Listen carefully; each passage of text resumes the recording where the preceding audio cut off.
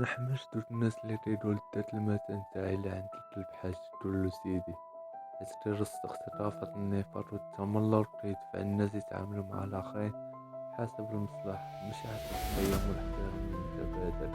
أنا كنآمن بأن كل واحد خصو ياخد الحجم اللي يستحقه، سواء كنت محتاج ليه أو لا. الاحترام عندنا متيزيدش على حسب الظروف، والكرامة ما خصهاش تكون كمان تحقيق المصالح.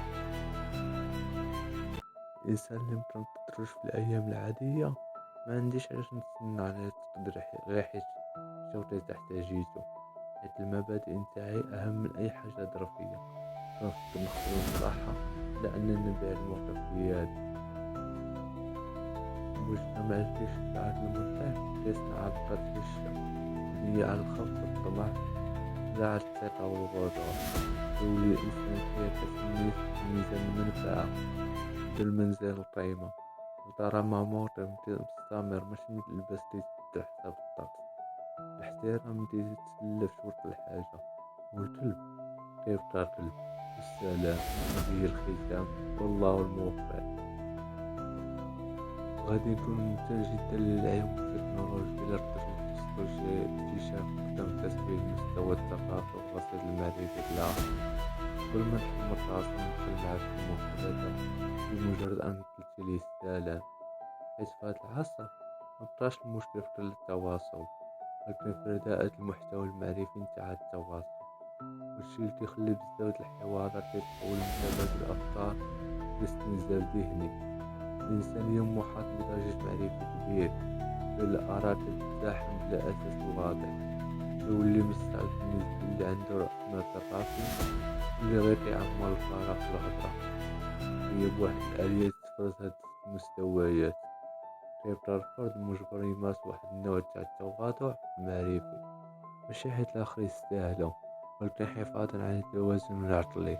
ماشي أي سنة خصو تبدل الحوار، بعض النقاشات كتزيد لا علم لا وعي، غير تجرد واحد المستنقع اللي كيتساوى فيها الرأي مع الجهل.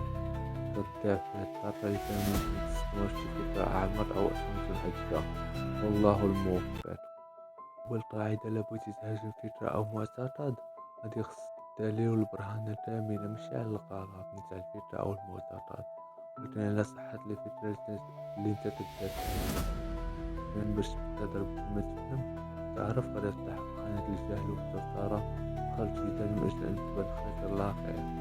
لأن النقاش الحقيقي متيبناش على الهدم السهل، لكن على بناء المنهج وتحقيق بديل واضح، وأسس على منطق داخلي متماسك وحجج قابلة للاختبار. هذا هو جوهر المنهج البرهاني في الفكر العقلاني. أي متفكر ما عندوش قيمة إلا قدر ما كيقدم من معرفة قابلة للاستيفاء، اللي غير يبقى غير رائع خاضع للانطباع والهوى.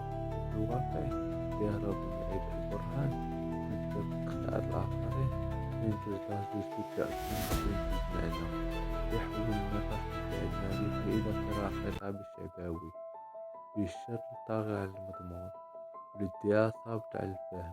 هنا كيبان الفرق بين الإنسان اللي كيمارس التفكير النقدي واللي غير كيمارس الكلام، والله الموفق. إلا جات شي واحد باش يخرب حياتك واخا يكون صغير ماشي ضروري تقتل لنفس الخير، غير على الأقل كون ممتن ومتفكرش الجميل. الإنسان هو من أعظم الصفات التي تميز الإنسان. الإنسان كيديرو الخير متيتسناوش المقابل، ولكن كلمة زوينة والاعتراف بالمعروف كافي باش تجازيهم على الخير اللي دارو فيك. والرضا الجميل مكينتيش غير البعد والبرودة في العلاقات، ولكن الاعتراف بالإنسان كيخليو العلاقات تستمر وتعتمد على بعضياتنا. ديما حاول تكون من الناس اللي يعرفو قيمة الخير، وتقال الكلمة الطيبة ولحظة الذكر الجميل كافي باش تبين أن الإنسان قدر ويعرف شنو معنى المعروف. كما فعل الإنسان كتبان من امتنان واعترافه بالخير. الكلمة الصادقة والنية الحسنة كيبقاو أصدق من أي مقابل، كيخليو المعروف يعيش والعلاقة تبقى دافئة ومتموتش مع الوقت، والله الموفق.